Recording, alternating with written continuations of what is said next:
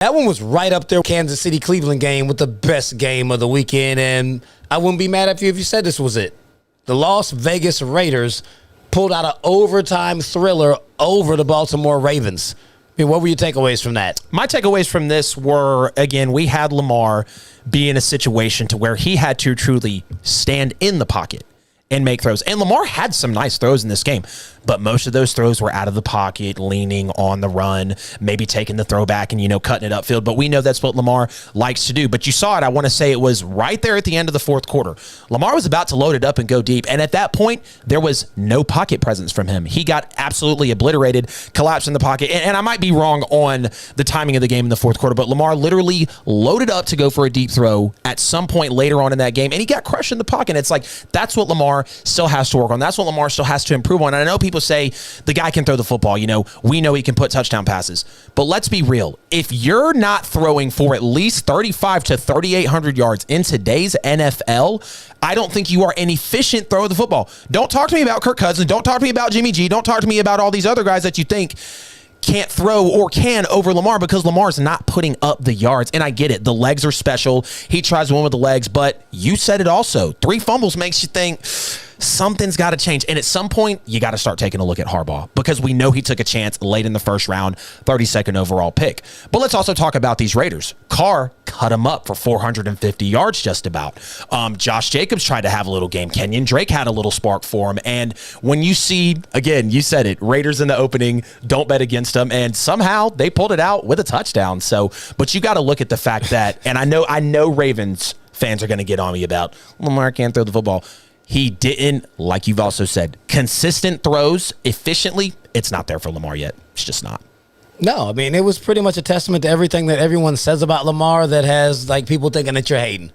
It's like 19 of 30 is not great. I mean, it's not horrible. He didn't throw enough passes for the way that game actually played out. Right. And the ones that he missed were egregious. I mean, they were wide open guys, and he was throwing the ball, he's throwing it in the dirt, throwing it 2-3 yards wide to the left or over their heads. They were bad misses, which could have put them in better down and distance situations.